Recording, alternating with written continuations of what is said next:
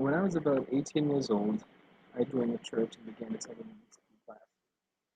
Our teacher was Brother Chapman. He was an amazing teacher. He loved the students. He loved the gospel and the way that he taught. And his teaching style was particularly good for me. In those tender moments when I was still a new member, still learning, still growing, trying to strengthen my testimony, he was able to engage me and my attention with stories, with humor, and expounding the scriptures and helping me to really understand the gospel principles. On one occasion, he was teaching us how we are supposed to overcome the world and how we can go about doing that. He said that as a result of us growing up in the world, there are certain falsehoods that we have accepted as truth that we will need to seek out and change in order to really overcome the world. And as I've thought about that and about this principle, it has helped me to learn so much over the years. It's helped me to really change and become better.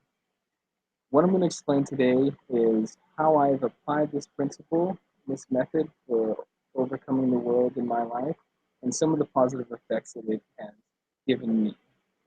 And the true discovery of this principle came as I was serving as a full-time missionary in Arizona. I was talking with one of my ward mission leaders, and he was explaining how he finds it really hard to believe that other couples fight, they bicker, they argue.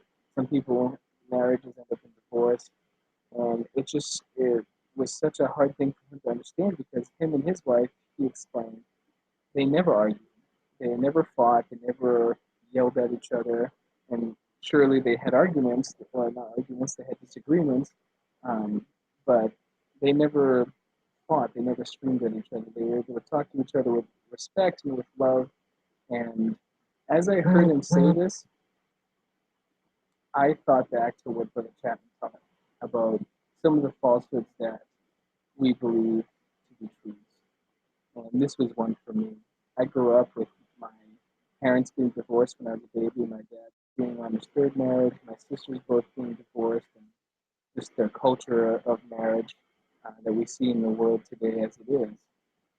And so this was a truth that I thought was just part of marriage. You fought, you argued, you make up, and that's the cycle that you go through. But in fact, it was a falsehood.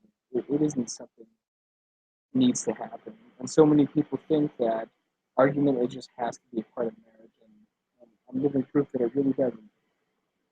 So as I discovered this when I was on my mission and preparing to be married and to find someone that I would want to be sealed to for all eternity, I was firm in my belief that we would not argue, that we would not need to argue. Yes, it'd be hard, it'd be difficult, but it isn't something that we would have to do. And there were challenges in this as well, but when I met my wife and when we decided to be married, we made the decision that we would not argue.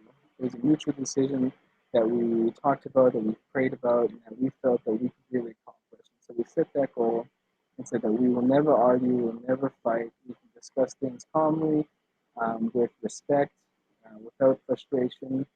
And as we have set that mutual goal, we've been married about 2 years now, and we have never fought, we have never argued, because both of us believe that it wasn't necessary, that it isn't something that we had to engage in. Like so many of our friends do, so many of our family do, we believe that it was not necessary. And we've made that change.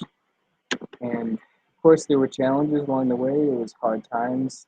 Sometimes our resolve was tested, uh, but we then have never fought.